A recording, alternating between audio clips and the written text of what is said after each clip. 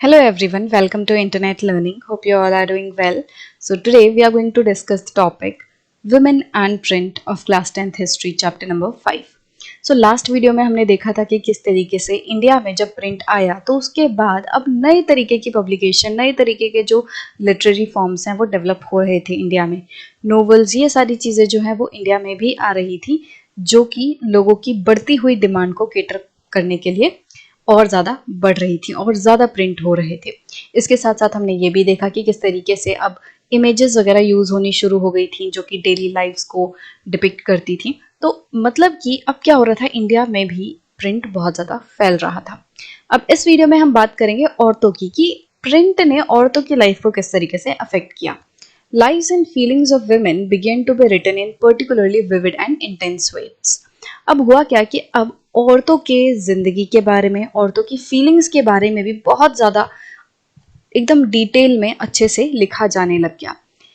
Women's reading therefore increased enormously in middle class homes. अब जब औरतों की लाइफ के बारे में, औरतों की फीलिंग्स के बारे में लिखा जाने लग गया तो women जो है वो और बढ़ चढ़ के बुक्स पढ़ने लग गई. मतलब कि देखो, जब हमारे बारे में कोई लिखता है तो हमें और ज़्यादा इंटरेस्ट आता है. तो वुमेन्स भी अब और ज़्यादा रीड करने लग गई क्योंकि उनको कुछ ऐसा मिल रहा था पढ़ने के लिए जिससे वो रिलेट कर पा रही थी. तो वुमेन जो हैं वो भी मिडिल क्लास होम्स वाली वुमेन, जो मिडिल क्लास से निकल के आती हैं, ऐसी औरतें अब और ज़्यादा पढ़ रही थी बुक्स को. Liberal husbands and fathers began educating their women folk at home and sent them to schools when women's schools were set up in the cities and towns after the mid 19th century. Liberal husbands and fathers, liberal का मतलब होता है एक तरीके से खुले विचार वाले, जो कि बहुत ही ज़्यादा फ्रीली सोचते हैं. वो कंजर्वेटिव नहीं है. कंजर्वेटिव मतलब पिछड़े ख्याल वाले. तो लिबरल मतलब जो नए ख्यालों वाले हैं, जो खुले विचारों वाले हैं. तो ऐसे हस्बैंड्स, ऐसे पति और ऐसे पिता, उन्होंने क्या किया, अपनी औरतों को, अपनी बीवियों को, अपने बेटियों को पढ़ाना शुरू किया. पहले तो उन्होंने घर में पढ़ाना शुरू किया कि अगर हस्बैंड एंड फादर्स खुद एजुकेटेड हैं तो वो इजीली अपनी बेटियों को, अपनी वाइफ्स को पढ़ा पाते थे. एंड जब 19th सेंचुरी के बाद, मिड 19th सेंचुरी के बाद सिटीज एंड टाउन्स में स्कूल भी खुलने शुरू हो गए औरतों के लिए, तो फिर इन लोगों ने, इन लिबरल हस्बैंड्स एंड फादर्स ने अपनी घर की बेटियों को, वाइफ्स को स्कूल भी भेजना शुरू कर दिया. मतलब पहले उन्होंने खुद घर पे पढ़ाया और जब औरतों के लिए स्कूल खुलने लग गए तो उन्होंने स्कूल भेजना शुरू कर दिया कि चलो अब आप स्कूल में जाके पढ़ो. तो मतलब कि इस तरीके से अब हमारे देश में एक ऐसा तबका था, ऐसे मेन थे, ऐसे आदमी थे जो कि खुले विचार वाले थे और वो अपने घर की औरतों को सपोर्ट कर रहे थे पढ़ने के लिए. Many journals began carrying writings by women and explained why women should be educated. तो बहुत सारी ऐसी जर्नल्स वगैरह थी, जैसे मैगजीन वगैरह होती है ना, जो वीकली जर्नल्स होते हैं, मंथली जर्नल्स होते हैं, उनमें औरतों द्वारा लिखे हुए चीजें भी आने लग गई. कोई कोई आर्टिकल है, कोई चीज है जो कि औरत ने लिखा है, तो अब औरत के द्वारा लिखी हुई चीजें भी जर्नल्स में प्रिंट होने लग गई. इसके साथ साथ ये जो जर्नल्स हैं वो ये भी बताती थी कि औरतों को कैसे पढ़ना चाहिए, क्यों पढ़ना चाहिए, किस लिए औरतों को पढ़ाना बहुत ज़्यादा इंपॉर्टेंट है. तो ये सारी चीज़ें इन जर्नल्स में आ रही थी. They also carried a syllabus and attached suitable reading material which could be used for home-based schoolings. तो ये जो जर्नल्स हैं इनमें एक सिलेबस भी दिया रहता था कि अगर आपको औरतों को घर में पढ़ाना है तो आप अपनी औरतों को ये चीज़ें पढ़ाओ. और इसके साथ साथ कुछ मटेरियल भी अटैच्ड रहता था जो कि होम बेस्ड स्कूलिंग के लिए यूज़ किया जा सकता था. मान लो कोई जर्नल है, ठीक है, ये मंथली जर्नल है. अब इसमें लास्ट में ना एक सिलेबस दिया हुआ है, लिखा हुआ है कि आप अपनी बेटियों को, आप अपनी वाइफ्स को, बहनों को, सबको पढ़ा सकते हो और उसके लिए आपको मेन ये सिलेबस, ये चीज़ें जो है वो पढ़ानी है. और कहाँ से पढ़ानी है, तो उसके लिए उन्होंने पीछे और 2-3 पेज दिए हुए थे जिसमें उन्होंने जो मटेरियल है वो दिया हुआ था. मान लो उन्होंने कहा पोएम्स पढ़ानी है, तो जो ये जो जर्नल है उसके लास्ट में कुछ पेपर्स पे पोएम्स लिखी होंगी जिससे कि वो पढ़ सकें. राइट. तो सिलेबस भी था और रीडिंग मटेरियल भी अटैच्ड रहता था जर्नल्स में, ताकि होम बेस्ड स्कूलिंग, मतलब ऐसे स्कूलिंग जो कि घर में ही रह के की जा रही है, जब घर में ही रह के औरतें पढ़ रही थी तो ऐसी औरतों के लिए syllabus and reading material journals में पीछे अटैच्ड आ रहा था. But not all families were liberal. अब हमने देखा कि भी कुछ ऐसे फादर्स थे, कुछ ऐसे हस्बैंड्स थे जो बहुत ही ज्यादा लिबरल थे और वो अपनी बेटियों को, अपनी वाइफ्स को, बहनों को, सबको पढ़ा रहे थे. बट सारे लोग इतने लिबरल नहीं थे, सारी फैमिलीज इतनी ज्यादा खुले विचारों वाली नहीं थी. Conservative Hindus believed that a literate girl would be widowed, and Muslims feared that the educated women would be corrupted by reading Urdu romances. Conservative Hindus मतलब ऐसे हिंदूज जो कि पुराने ख्यालों वाले हैं, उन लोगों को ऐसा लगता था कि अगर हम अपनी बेटियों को, अपनी लड़कियों को पढ़ाएंगे तो वो विधवा हो जाएंगी। मतलब कि ऐसी सोच फैली हुई थी कंजर्वेटिव फैमिलीज में कि अगर आपने अपनी बेटी को पढ़ाया तो जैसी उसकी शादी होगी तो उसका पति जो है वो मर जाएगा। तो पढ़ी लिखी लड़की जो है वो एक तरीके से श्राप होगी, वो अपने पति की मृत्यु का कारण बनेगी और वो विधवा हो जाएगी। इस तरीके से लोगों में एक तरीके से ये माहौल बना हुआ था। और मुस्लिम्स ये सोचते थे कि अगर हम अपनी औरतों को पढ़ाएंगे तो वो करप्ट हो जाएंगी, वो एक तरीके से बिगड़ जाएंगी उर्दू रोमांसेस पढ़ पढ़ के। मतलब कि अगर मुस्लिम्स को ये डर रहता था कि अगर हमने अपनी औरतों को पढ़ना लिखना सिखा दिया तो ये अच्छी चीजें पढ़ेंगी कि नहीं पढ़ेंगी पता नहीं, पर ये उर्दू रोमांसेस पढ़ पढ़ के बिगड़ जाएंगी। तो इसलिए मुस्लिम्स को बहुत डर लगता था और इसी तरीके से हिंदूज को डर लगता था और वो लोग अपनी बेटियों को पढ़ा नहीं रहे थे। Sometimes rebel women defied such prohibitions, but कुछ ऐसी औरतें होती थी जो अपनी कंजर्वेटिव फैमिलीज के खिलाफ आवाज उठाती थी, विद्रोह करती थी और ऐसे प्रोहिबिशंस के खिलाफ, ऐसी पाबंदियों के खिलाफ वो आवाज उठाती थी कि क्यों मैं नहीं पढ़ सकती, क्यों मेरे पढ़ने से मेरे पति की मौत हो जाए, ये ऐसा कैसे हो सकता है। जब पति पढ़ सकता है और औरत की मृत्यु नहीं हो रही तो औरत के पढ़ने से पति की मृत्यु क्यों होगी। मतलब औरतें जो हैं, जब ऐसी औरतें जो कि अपने हक के लिए लड़ना चाहती थी, खुद पढ़ना चाहती थी और उनकी फैमिली उन्हें रोक रही थी, तो ऐसी औरतों ने अपनी फैमिली के खिलाफ आवाज उठाई कि नहीं, मेरे को पूरा पूरा हक है पढ़ने का, मैं पढ़ना चाहती हूँ और इससे किसी को भी कोई दिक्कत नहीं होगी, ना ही मैं बिगड़ूंगी ना ही मैं विडो होंगी। We know the story of a girl in a conservative Muslim family of North India who secretly learned to read and write in Urdu। तो एक ऐसी ही लड़की की कहानी इन्होंने दी हुई है, हालांकि उस लड़की का, उन औरत का नाम यहाँ पे नहीं दिया हुआ, बट इन्होंने बताया कि एक ऐसी गर्ल थी, एक ऐसी लड़की थी मुस्लिम कंजर्वेटिव फैमिली में नॉर्थ इंडिया के, जो कि पढ़ना लिखना चाहती थी और उन्होंने सीक्रेटली मतलब छुप छुप के उर्दू पढ़ना और लिखना सीखा। मतलब अपनी फैमिली को बताए बिना, फैमिली से छुप के उन्होंने पढ़ना लिखना सीखा। Her family wanted her to read only the Arabic Quran, which she did not understand। जो ये लड़की हैं जिन्होंने छुप के उर्दू पढ़ना सीखी, तो उनकी जो फैमिली है वो चाहती थी कि जो लड़की है वो सिर्फ और सिर्फ अरेबिक कुरान पढ़े, जो कि इस लड़की को समझ नहीं आती थी। So she insisted on learning to read a language that was her own। तो इसीलिए उन्होंने बोला कि मुझे ऐसी लैंग्वेज सीखनी है जो मेरी खुद की हो, जो मैं बोल सकती हूँ। बट उनकी फैमिली उन्हें मना कर रही थी, तो इसीलिए उन्होंने छुप के उर्दू सीखी, जो कि उनकी भाषा थी, जो कि उनकी नोन भाषा थी, जिसको वो बोलती थी। तो उन्होंने क्या किया, उनकी फैमिली ने जब उन्हें उर्दू सीखने नहीं दी और उनको इंसिस्ट किया कि आपको अरबिक कुरान ही पढ़नी है, तो इन्होंने क्या किया, छुप छुप के उर्दू सीखी और बोलनी भी सीखी, मतलब बोलनी तो आती थी, पढ़नी भी सीखी और लिखनी भी सीखी।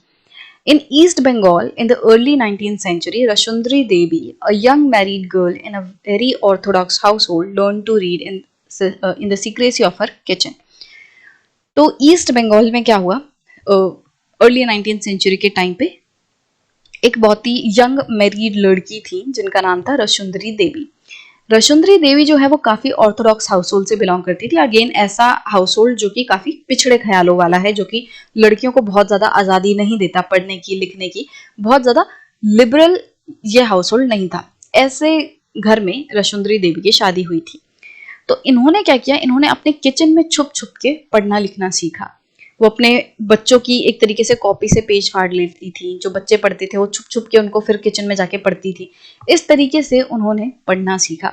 Letter she wrote her autobiography Amar Jiban which was published in 1876। जब उन्होंने प्रॉपर पढ़ना लिखना सीख लिया तो उसके बाद उन्होंने अपनी ऑटोबायोग्राफी लिखी, जिस बुक का नाम है, जिस ऑटोबायोग्राफी का नाम है अमार जीवन, जिसका मतलब ये है कि मेरी जिंदगी। तो उन्होंने अपनी जिंदगी के बारे में बताया और ये जो ऑटोबायोग्राफी है रोशुंदरी देवी की, वो 1876 में पब्लिश हुई और ये पहली ऐसी ऑटोबायोग्राफी थी जो कि पूरे तरीके से बंगाली लैंग्वेज में पब्लिश हुई थी, मतलब फुल लेंथ ऑटोबायोग्राफी थी बंगाली लैंग्वेज की। Since social reforms and novels had already created a great interest in women's lives and emotions, there were also an interest in what women would have to say about their own lives। अब जो social reforms हो रहे थे, जो social reformist newspapers articles में लिख रहे थे, साथ ही साथ जो नॉवेल्स आ रही थी, इन सब की वजह से एक ऐसा माहौल क्रिएट हो गया था जिसमें कि औरतों की लाइफ औरतों की इमोशंस के बारे में काफी ज्यादा इंटरेस्ट क्रिएट हो गया था। लोग औरतों से रिलेटेड चीजें पढ़ रहे थे, औरतों की लाइफ के बारे में पढ़ रहे थे। इवन खुद औरतें जो हैं वो तो जाहिर सी बात है, वो तो वुमेन रिलेटेड चीजों को बहुत ज्यादा पढ़ रही थी। अब एक तरीके से जब हमने ये देखा कि औरतों से रिलेटेड चीजें लोग लिख रहे हैं, उनकी लाइफ के बारे में दूसरे लोग बात कर रहे हैं, तो एक तरीके से ये सवाल भी उठा कि औरतों को खुद अपनी लाइफ के बारे में क्या कहना है, औरतें अपनी लाइफ के बारे में क्या सोचती हैं। अभी तक जो चीजें लिखी जा रही थी, ये रिफॉर्मिस्ट वगैरह जो मेल हैं वो लिख रहे थे औरतों के बारे में, वो उनके पर्सपेक्टिव से चीजें हो रही थी। बट अब खुद औरतें जो हैं वो क्या कहना चाहती थी अपनी लाइफ के बारे में। तो from the 1860s a few Bengali women like Kailash Bhashini Devi wrote books highlighting the experience of women, about how women were imprisoned at home, kept in ignorance, forced to do hard domestic labor and treated unjustly by the very people they served. तो अब क्या हुआ, मतलब बंगाल में 1860s के बाद से औरतों ने अपने बारे में लिखना शुरू किया। जैसे हमने ऊपर ये चीज का एग्जाम्पल ऑलरेडी देख चुके हैं कि किस तरीके से जो रशुंदरी देवी हैं उन्होंने अपनी ऑटोबायोग्राफी लिखी थी। तो ये चीज ना थोड़ा, ये पैराग्राफ इन्होंने मिक्स से किए हुए हैं। ये जो सवाल है कि औरतों को अपनी लाइफ के बारे में क्या कहना है, ये थोड़ा और पहले आता और उसके बाद हम रशुंदरी देवी की कहानी पढ़ते तो थोड़ा सेंस बनाता। बट हाँ, अब आपको ऐसे समझना है कि शुरुआत में क्या हुआ, पहले आदमियों ने औरतों की लाइफ के बारे में लिखना शुरू किया। जो सोशल रिफॉर्मिस्ट हैं उन्होंने चीजों पे सवाल उठाया कि विडो जो सती प्रथा है वो क्यों हो रही है, औरतों को हम क्यों नहीं पढ़ा रहे हैं, औरतों को भी इक्वल राइट देने चाहिए। तो इस तरीके की बातें अभी तक सिर्फ आदमी कर रहे थे, नोवेल्स में लिख रहे थे। बट धीरे धीरे जैसे जैसे औरतों के बारे में चीजें लिखनी शुरू हुई तो औरतों को बहुत इंटरेस्ट आया, औरतों ने पढ़ना शुरू किया। ये चीज हमने फर्स्ट पैराग्राफ में देखी कि औरतों की जो रीडिंग है वो बहुत ज्यादा बढ़ गई। अब बहुत ज्यादा मात्रा में औरतें जो है वो रीड कर रही थी। जब औरतें इतनी ज्यादा मात्रा में रीड कर रही थी, वो अपने आप को कनेक्ट कर रही थी बुक्स से, इमोशंस उनके बुक्स में दर्शाए जा रहे थे, उनके लाइफ्स के बारे में बताया जा रहा था, तो धीरे धीरे करके अब ये चीज डेवलप होने लगी कि ये जो चीजें पढ़ रहे हैं हम, ये तो आदमी के पर्सपेक्टिव से पढ़ रहे हैं, अब औरत को अपने बारे में क्या कहना है। तो उसके बाद धीरे धीरे करके औरतों ने भी लिखना शुरू किया। कुछ औरतें जो कि अपने फैमिली में पढ़ गई थी, जिनके लिबरल फादर थे, लिबरल हस्बैंड थे, उन्होंने उन्हें पढ़ना लिखना सिखाया। तो ऐसी औरतों ने अपनी लाइफ के बारे में लिखना शुरू किया, जिससे कि हमें एक ऐसा राइटिंग मटेरियल मिला जो कि औरतों के बारे में बताता है, जो कि औरतों ने खुद लिखा है। तो अब औरतों के नजरिए से हम उनकी लाइफ को देख पा रहे थे। ठीक है, तो 1860s के बाद से जो बंगाली वुमेन हैं, जैसे कि कैलाश भाषिनी देवी, उन्होंने औरतों के एक्सपीरियंस के बारे में लिखना शुरू किया कि किस तरीके से औरतों को उनके घर के अंदर ही कैद करके रखा जाता है, उनको इग्नोरेंस में रखा जाता है, उनको एक तरीके से अंधेरे में रखा जाता है, किसी भी चीज के बारे में ज्यादा उन्हें बताया नहीं जाता, उनको ऐसे ट्रीट किया जाता है जैसे इन्हें तो कुछ समझ ही नहीं आएगा, इनको दीन दुनिया की क्या खबर, इनको क्या समझ आएगा बाहर क्या हो रहा है। मतलब क्या होता है, नॉर्मली जैसे हस्बैंड है, वो काम करके आ रहा है, पूरा फ्रस्ट्रेटेड है, या उसके ऑफिस में, उसके वर्क एरिया में कुछ हुआ, अब वो घर में आके औरत पे बस गुस्सा उतार रहा है, बजाय इसके कि वो उससे डिस्कस कर सकता है। मतलब कि जो हस्बैंड है वो अपनी वाइफ से डिस्कस कर सकता है कि मेरे ऑफिस में ये चीजें हुई, और वो उस पर्सन पे गुस्सा उतार सकता है ना, एक डिस्कशन कर सकता है। बट होता क्या है, वो इस डिस्कशन को नहीं करता, वो सोचता है कि इसको क्या समझ आएगा, मेरे काम की बातें, मेरे ऑफिस की बातें इसको कहाँ समझ आएंगी। तो वो समझाता नहीं है उसको, उसके साथ डिस्कशन नहीं करता, बस झगड़े होते हैं। उसको बस ये बोला जाता है कि तुम्हें कुछ समझ नहीं आएगा, तुम इन चीजों से दूर रहो। तो औरतों को इग्नोरेंस में रखा जाता है, force to do hard domestic labour. और जो डोमेस्टिक लेबर होता है, मतलब एक तरीके से जो घर के काम है वो आसान नहीं होते। घर के काम अगर कोई पर्सन एकदम करना, मतलब प्रॉपर तरीके से अगर वो करे, तो उसको 24 घंटे भी कम पड़ जाएंगे, क्योंकि इतना काम होता है। खाना बनाना, साफ सफाई, हर चीज को उसकी जगह पे रखना, सेट करना, मतलब बहुत सारे काम होते हैं जो कि पूरा दिन ले जाते हैं, और बहुत ही लेबरस काम होता है। और आज से हम काफी टाइम पहले की बात कर रहे हैं, 1860s की बात कर रहे हैं, है ना।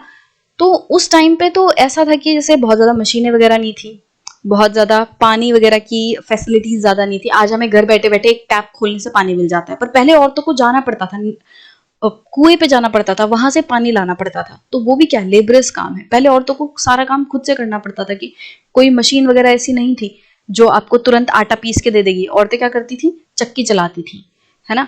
औरतें क्या करती थी, वो कपड़े हाथ से धोती थी। तो इस तरीके से सारा जो डोमेस्टिक काम है वो बहुत ज्यादा हैवी पड़ता था, ठीक है, और वो सिर्फ औरतों को ही करना पड़ता था क्योंकि आदमी तो बाहर जाके काम कर रहा है। तो जो डोमेस्टिक वर्क है वो करती थी, बट उसकी वैल्यू उन्हें नहीं मिलती थी।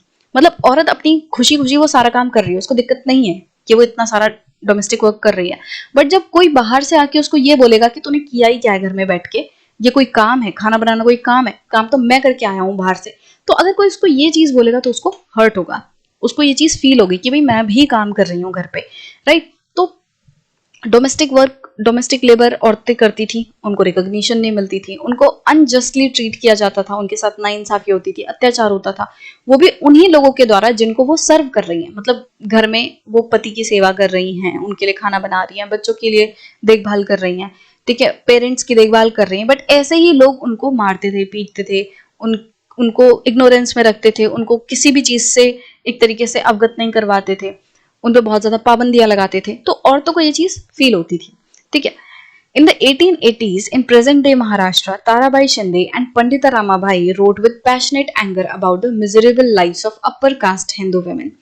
So, 1880s में क्या हुआ, जो आज का महाराष्ट्र वाला एरिया है, वहां पे ताराबाई शिंदे एंड पंडिता रामाबाई ने बहुत ही गुस्से में और बहुत ही पैशनेटली औरतों की लाइफ के बारे में लिखा। कौन सी औरतें? Upper caste Hindu women, Hindu मतलब औरतें जो कि अपर फैमिली से बिलोंग करती हैं, अपर कास्ट से बिलोंग करती हैं, उनकी मिजरेबल लाइफ, उनकी बहुत ही बेकार लाइफ के बारे में उन्होंने लिखा कि किस तरीके से, कहने को तो वो अपर कास्ट फैमिली से बिलोंग करते हैं बट उनकी लाइफ एकदम बेकार हो रखी है।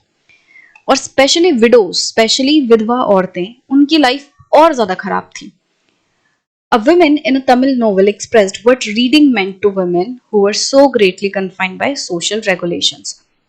तो एक वुमेन थी, उन्होंने तमिल नोवेल लिखी जिसमें कि उन्होंने बहुत ही डिटेल में ये चीज बताई कि एक ऐसी औरत जिसको कि सोशल रेगुलेशंस में कन्फाइन करके रखा जाता है, मतलब कि सोसाइटी की जो रेगुलेशंस हैं, रूल्स हैं, उसमें औरतों को जिस तरीके से बांधा जाता है, ऐसी औरत के लिए जो कि इस दीन दुनिया के रूल्स रेगुलेशंस में फंसी हुई है, जकड़ी हुई है, ऐसी औरत के लिए पढ़ने के क्या मायने हैं, ऐसी औरत के लिए पढ़ना कितना जरूरी है या क्या उसके लिए वैल्यू है पढ़ने की, वो चीज इन्होंने एक्सप्लेन की।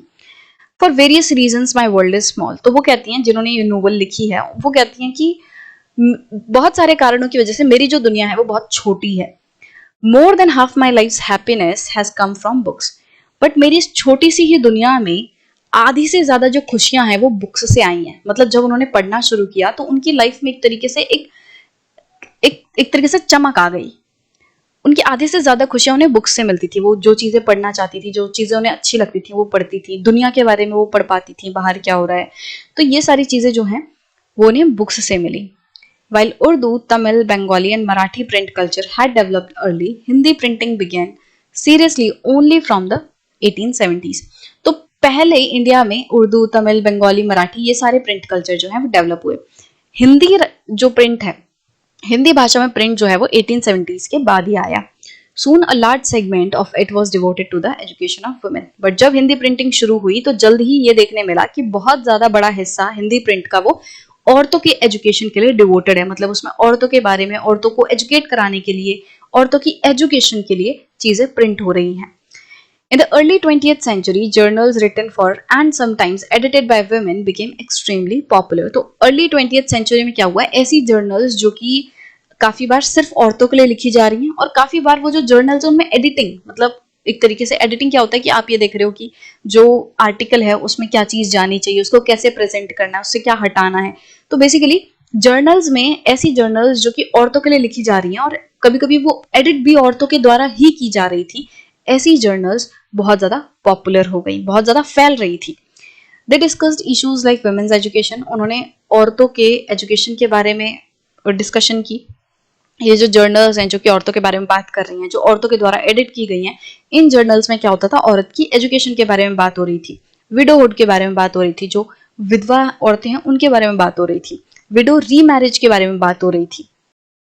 मतलब अगर किसी औरत के हस्बैंड की डेथ हो जाती है तो वो बाद में वापस से शादी कर सकती है, इस चीज के ऊपर बात हो रही थी। क्योंकि पहले ये चीज अलाउड नहीं थी, पहले विडो रीमैरिज अलाउड नहीं था, पहले तो सती प्रथा थी कि अगर हस्बैंड की डेथ होगी तो औरत को भी उसके साथ मर जाना चाहिए, रीमैरिज की तो बात ही छोड़ दो। तो अब ऐसे मुद्दों पे बात हो रही थी जो कि औरत के लिए, औरत के राइट की बात कर रहे थे। एंड द नेशनल मूवमेंट, अब औरतें जो हैं इन जर्नल्स में नेशनल मूवमेंट की बात कर रही थी। और ये जो जर्नल्स हैं जो कि औरतों के लिए डिवोटेड थे, इसमें औरतों के रोल की भी बात हो रही थी नेशनल मूवमेंट में कि किस तरीके से औरतें भी काफी बढ़ चढ़ के हिस्सा ले सकती हैं। Some of them offered household and fashion lessons to women. अब कुछ ऐसी जर्नल्स थी जो कि औरतों को household and fashion lessons देती थी कि घर के काम कैसे करने हैं, घर को कैसे संभालें, और फैशन लेसन्स मतलब ऐसे कपड़े पहनो, वैसे पहनो, ऐसे ज्वेलरी पहनो, तो ये सारी चीजें। एंड ब्रॉट एंटरटेनमेंट, और ये जो जर्नल्स वगैरह हैं या जो प्रिंट है वो औरतों के लिए एंटरटेनमेंट भी लाया। शॉर्ट स्टोरीज के थ्रू छोटी छोटी स्टोरीज प्रिंट होती थी बुक्स वगैरह में। सीरियलाइज नॉवेल्स आती थी, नॉवेल्स का अगेन एक पार्ट दूसरा पार्ट की, भाई पहले पार्ट में ये हुआ, दूसरे पार्ट में ये हुआ। तो इस तरीके से सीरियलाइज नॉवेल्स जो है वो भी प्रिंट की जा रही थी, जिससे कि औरतों का इंटरेस्ट बढ़ रहा था, औरतों के लिए एंटरटेनमेंट का साधन बनी वो। In Punjab too, a similar folk literature was widely printed from the early 20th century. अब पंजाब में भी इसी तरीके से जो फोक लिटरेचर है वो प्रिंट होने शुरू हो गए अर्ली 20th सेंचुरी से। Ram Chadha published the fast selling Stri Dharma Vichar to teach women how to be obedient wives. तो राम चड्ढा जो थे उन्होंने एक तरीके से एक बुक पब्लिश की थी जिसका नाम था स्त्री धर्म विचार। इसमें आपको नाम से पता चल रहा है कि क्या बताया जा रहा है कि वुमेन का जो धर्म है, वुमेन की क्या ड्यूटी है, उसके बारे में बात की जा रही है। तो ये जो बुक थी वो औरतों को बताती थी कि किस तरीके से एक अच्छी वाइफ बने, अच्छी बीवी बने, तो उसके बारे में ये बुक थी। और ये बहुत ही तेजी से बिकी। The Khalsa tract society publish cheap booklets with a similar message. इसी तरीके से खालसा ट्रैक्ट सोसाइटी थी, उसने भी सस्ती बुक्स जो हैं वो प्रिंट की, कुछ सेम मैसेज देते हुए कि औरतों को किस तरीके से अच्छे से रहना चाहिए, औरतों को किस तरीके से ओबीडियंट वाइफ बनना चाहिए। तो ये सारी चीजें बताते हुए खालसा ट्रैक्ट सोसाइटी ने भी एक जो बुक्स हैं वो प्रिंट की, और ये बुक्स थोड़ी सस्ती रहती थी ताकि गरीब से गरीब आदमी भी इनको आसानी से खरीद सके। Many of these were in the form of dialogues. ज्यादातर ये जो बुक्स रहती थी वो डायलॉग्स की फॉर्म में रहती थी कि भाई इसने ये चीज बोली, फिर दूसरे का नाम लिख के, मतलब ऐसे डायलॉग्स की फॉर्म में, आपको पता होगा वो चीज डायलॉग्स की फॉर्म में प्रिंट हो रही थी, जो कि औरतों को ये बताने के लिए थी कि अच्छी औरत की क्या क्वालिटी होती है और अच्छी औरत कैसे बने। In Bengal an entire area in central Calcutta the Battala was devoted to the printing of popular books. तो बंगाल में जो सेंट्रल कैलकाटा है वहां पे एक जगह थी the Battala, I am not sure कि if I am pronouncing this correctly, but या बटला, ये जो है ये ऐसा एरिया था जो कि पॉपुलर बुक्स को प्रिंट करने के लिए फेमस था। मतलब ये पर्टिकुलर एरिया ऐसा था जहां पे सबसे ज्यादा पॉपुलर बुक्स प्रिंट होती थी, जो बुक्स काफी हिट गई हैं, पॉपुलर हुई हैं, वो यहाँ पे मतलब प्रिंट होती थी। Here you could buy cheap editions of religious texts and scriptures. तो यहाँ पे कोई भी पर्सन सस्ती से सस्ता एडिशन खरीद सकता था रिलीजियस टेक्स्ट का, स्क्रिप्चर का, मतलब आपको अगर अपने रिलीजन से रिलेटेड स्क्रिप्ट्स या कुछ चीजें पढ़नी है तो वो आप उससे रिलेटेड सस्ते बुक्स भी ले सकते हो। As well as literature that was considered obscene and scandalous. मतलब एक तरफ तो यहाँ पे ऐसी बुक्स भी थी जहां पे आप रिलीजियस से रिलेटेड चीजें पढ़ सकते हो, दूसरी तरफ ऐसी बुक्स भी यहाँ पे अवेलेबल थी जो कि ऑब्सीन मानी जाती हैं, जो कि गंदी बुक्स मानी जाती हैं, बेकार मानी जाती हैं। तो मतलब कि जो ये कैलकाटा था, सेंट्रल कैलकाटा था, यहाँ पे हर तरीके की बुक जो है वो अवेलेबल थी, अच्छी से अच्छी और इवन बुरी से बुरी। By the late 19th century, a lot of these books were being profusely illustrated with woodcuts and colored lithographs. तो लेट 19th सेंचुरी से ये सारी मतलब मैक्सिमम बुक्स जो हैं उनमें इलस्ट्रेशंस आनी शुरू हो गई थी, मतलब उनमें अब इमेजेस और पिक्चर्स का इस्तेमाल होने लगा था वुडकट्स एंड कलर्ड लिथोग्राफ्स की मदद से। वुडकट्स आपको पता है कि हम चैप्टर की शुरुआत से ही बात करते आ रहे हैं कि किस तरीके से लकड़ी के एक ब्लॉक पे जो पेंटिंग है, जो ड्राइंग है, उसको मतलब उस पर नक्काशी की जाएगी और बाद में वो एक ठप्पा सा बन जाएगा जिस पे आपको कलर लगा के बस उसे प्रिंट करना है, उसे ठप्पा लगाना है ताकि जो इमेज है वो प्रिंट हो जाए। तो वुडकट्स एंड कलर्ड लिथोग्राफ्स, मतलब एक तरीके से कलर्ड पिक्चर्स भी इसमें डाली जा रही थी। Peddlers took the Batla publications to homes enabling women to read them in their leisure time। तो जो पैडलर्स होते थे, पैडलर्स कौन, जो फेरी वाले होते हैं जो पैदल चल चल के एक जगह से दूसरी जगह गली गली चीजों को बेचते हैं। तो जो पैडलर्स होते थे वो बटला पब्लिकेशंस, बटला में जो बुक्स वगैरह प्रिंट होती थी उन्हें वो ले जाते थे और गली गली जाके बेचते थे ताकि औरतें खरीद सकें और अपने फ्री टाइम में, लेजर टाइम में वो पढ़ सकें बुक्स को। अब यहाँ पे काफी सारी जो इमेजेस हैं, इलस्ट्रेशंस है, वो आपको दिखाई हुई हैं कि किस तरीके से अब प्रिंट्स का, इमेजेस का इस्तेमाल हो रहा था। तो यहाँ पे आपको एक तरीके से ये कैरिकेचर है जिसमें ये दिखाया हुआ है कि बीच में ब्रिटिश पर्सन है और साइड में ये कुछ इंडियन लोग हैं, और ये जो ब्रिटिश पर्सन है जो कि बीच में बैठा है और सारे इंडियन लोग इसको सुन रहे हैं बहुत ध्यान से, उसके सामने एक बुक है, पंच। ये जो पंच है वो एक तरीके से वो ब्रिटिश जर्नल थी कार्टून्स एंड सटायर की। तो ये जो पर्सन है वो ऐसा लग रहा है कि ऐसा कह रहा है इन इंडियंस को कि तुम भी इसी तरीके से एक जर्नल बनाओ, ठीक है। उसके बाद यहाँ पे एक सोर्स दिया हुआ है 1926, बेगम रुकैया शेखावत हुसैन, ये एक एजुकेशनिस्ट थी एंड लिटरेरी फिगर थी, काफी पढ़ी लिखी थी, और इन्होंने बहुत ही ज्यादा स्ट्रांगली इस चीज का विरोध किया कि जो आदमी है वो औरतों को पढ़ने नहीं दे रहे हैं, वो आदमी जो है वो औरतों की एजुकेशन पर रोक लगाए हुए हैं, और वो भी किस बात पे, धर्म का हवाला देते हुए कि हमारे रिलीजन में ऐसा कहा जाता है। तो इस चीज को लेकर जो बेगम रुकैया शेखावत हैं उन्होंने काफी ज्यादा आदमियों को उनकी निंदा की इस चीज को लेकर कि तुम इस तरीके से कैसे औरतों को एजुकेशन से वंचित रख सकते हो। तो विमेन्स एजुकेशन कॉन्फ्रेंस को एड्रेस करते हुए रुकैया बोलती हैं कि the opponents of female education say that women will become unruly. तो जो औरत की एजुकेशन के खिलाफ हैं वो लोग क्या कहते हैं कि अगर औरत को पढ़ा दिया जाएगा तो औरत जो है वो बिगड़ जाएगी। दे कॉल देमसेल्व्स मुस्लिम्स, वो अपने आप को मुस्लिम कहते हैं और फिर खुद ही बेसिक इस्लाम धर्म के जो रूल्स हैं उनके खिलाफ जाते हैं, क्योंकि इस्लाम में ये बोला जाता है कि औरतों को इक्वल राइट है एजुकेशन का आदमियों के समान, ठीक है। मतलब इस्लाम में तो ये चीज बोली गई है कि औरतों को बराबर हक है पढ़ने का, जैसे आदमियों का वैसे औरत को भी है। और दूसरी तरफ जो मुस्लिम आदमी है वो क्या कह रहे हैं कि हमारे रिलीजन में ये चीज बोली गई है कि औरतों को नहीं पढ़ाना। तो मतलब ये क्या बात हुई, तुम रिलीजन का हवाला दे रहे हो और खुद रिलीजन की बात के खिलाफ जा रहे हो, खुद इस्लाम के जो रूल्स है उनके खिलाफ जा रहे हो। तो इस चीज की बहुत ही ज्यादा इस चीज को बहुत ज्यादा कंडेम किया। If men are not led astray once educated why should women. So वो बोलती हैं कि अगर पढ़ने की वजह से आदमी नहीं भटके, एस्ट्रे मतलब होता है भटक जाना, सही राह से भटक जाना, तो वो कहते हैं कि अगर पढ़ने के बाद आदमी नहीं भटके तो फिर औरतें क्यों भटकेंगी, राइट। तो वो ये कह रही थी कि औरतों को भी पढ़ने का पूरा पूरा अधिकार है, ये जो रोक लगाई जा रही है औरतों के एजुकेशन पे ये बिल्कुल ही गलत है। इसी तरीके से यहाँ पे आपको एक और इमेज दिख रही होगी, एक कार्टून टाइप है जिसमें क्या दिखाया जा रहा है कि किस तरीके से औरत के पढ़ने की वजह से कैसे कल्चर चेंज हो जाएगा। आगे 2-3 पिक्चर आपको सेम ऐसी ही दिखेंगी जिसमें ये बताया जाएगा कि जो फैमिली सिस्टम है वो किस तरीके से बर्बाद हो जाएगा एजुकेशन को, वुमेन को एजुकेट कराने से। तो इस तरीके से इमेज का इस्तेमाल किया जा रहा था अपने अपने आइडियाज को रखने के लिए। इस इमेज में क्या दिखाया जा रहा है कि जो हस्बैंड है वो पूरे तरीके से अपनी वाइफ के कंट्रोल में है। हस्बैंड के कंधे पर वाइफ बैठी है जो कि उसे पूरे तरीके से डोमिनेट कर रही है, कंट्रोल कर रही है, और यहाँ पे हस्बैंड ने अपनी मम्मी को, अपने मदर को जानवर की तरह ट्रीट करके रखा हुआ है, उनके गले में चेन डाल के उनको खींच रहे हैं। The artist vision of the destruction of proper family relation, यहाँ पे ये बताया हुआ है कि जो आर्टिस्ट हैं, जो एक तरीके से जिन्होंने ये पिक्चर बनाई है, उनका विजन ये है कि वो ये बताना चाहते हैं कि फैमिली रिलेशंस किस तरीके से बर्बाद हो जाएंगे। Here the husband is totally dominated by his wife, यहाँ पे जो हस्बैंड है वो पूरी तरीके से अपनी औरत के कंट्रोल में है और अपनी मम्मी को वो एकदम एनिमल की तरह ट्रीट कर रहे हैं। इसी तरीके से एक और यहाँ पे पिक्चर है, an Indian couple black and white woodcut. तो ये ब्लैक एंड व्हाइट वुडकट है जिसमें इंडियन कपल को दिखाया हुआ है। तो यहाँ पे भी जो आर्टिस्ट है, जो इस पिक्चर को बनाने वाले पर्सन है, वो डर शो कर रहे हैं कि किस तरीके से जो हम वेस्टर्न चीजें फॉलो कर रहे हैं उनकी वजह से कल्चर पे कैसे इम्पैक्ट पड़ेगा। जो वेस्टर्न कल्चर को फॉलो कर रहे हैं इंडियंस, उसकी वजह से इंडिया में जो फैमिली है वो पूरी तरीके से अपसाइड डाउन हो चुकी है, वो सब पलट चुका है।